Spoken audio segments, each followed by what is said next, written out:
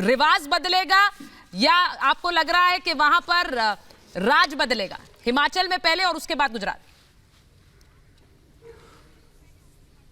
नहीं, देखिए, एक बात तो साफ है कि हिंदुस्तान में पिछले काफ़ी समय से देखें तो वोटिंग का पैटर्न बदला है और वोटों का जो चुनाव के जो मुद्दे होते हैं उसमें बहुत सारी चीज़ें पीछे चली गई हैं। आज कोई सड़क, पानी, बिजली की बात नहीं करता है क्योंकि ये मुद्दे एक समय हुआ करते थे। आज जो है देश की सुरक्षा की बात है, राष्ट्र की सुरक्षा की बात है। जिस तरीके से इस देश के अंदर कुछ लोगों ने कानून अपने हाथ में ले लिया है, हर चौराहे चौराहे लोग सर तन से जुदा कर रहे हैं, ये तमाम वो समस्याएं हैं जिससे पूरा देश जो है ग्रस्त है। तो मुद्दे बदले हैं और बहुत सारे मैच्योर भी हुआ है वोटर, और छोटी छोटी बात पर किसी को जिता दे और किसी को हटा दे, ये बहुत आसान नहीं रहा है। तो मैं मानता हूं कि 25 साल से बीजेपी वहां मौजूद है और उनके सामने जो बड़ा चैलेंज है कि उनको चुनाव अपने आप से लड़ना है, अपने पुराने वादों से लड़ना है। इसलिए मैं मानता हूं कि 25 साल में जो भी कुछ उन्होंने किया होगा उसका असर आज उस जनरेशन के सामने भी होगा कि जो बच्चा आज से 20-25 साल पहले पैदा हुआ होगा उसने वो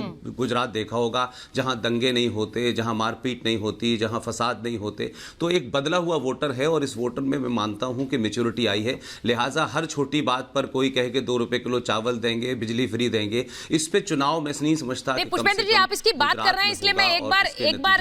एक चीज जरूर बोलूंगी, क्योंकि चुनाव प्रचार के दौरान गृह मंत्री ने एक बयान भी दिया था जिसे लेकर बहुत चर्चाएं हुई कि 2002 में हमने इलाज भी कर दिया था, तब से दंगे नहीं भड़के हैं। लेकिन उसके बाद बहुत सी चर्चाएं हुई, बहुत से पलटवार भी हुए। आपको लग रहा है आज का वोटर उसके बारे में सोचकर वोट कर रहा है?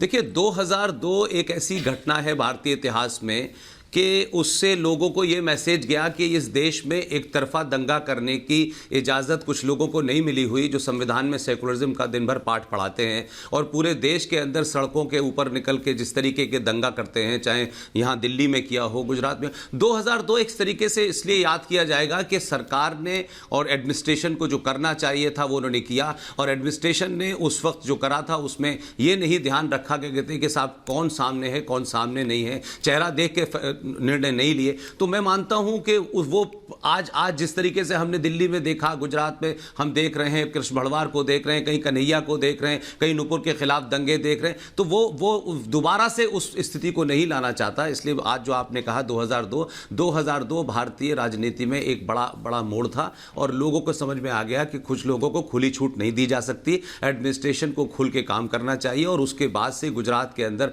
कम से कम मैं ये मानता हूं छुटपुट घटनाओं को छोड़ दें तो जो दंगाइयों को लाइसेंस मिल गया था एक तरफा कि हम कुछ भी कर देंगे और सरकार को झुका देंगे और सरकार अपोलोजिस्टिक हो जाएगी, और क्योंकि हम चौराहे चौराहे निकल के लोगों को मारते हैं और दूसरा वर्ग नहीं निकलता है, तो उसका एक बड़ा असर तो लोगों पे पड़ा है।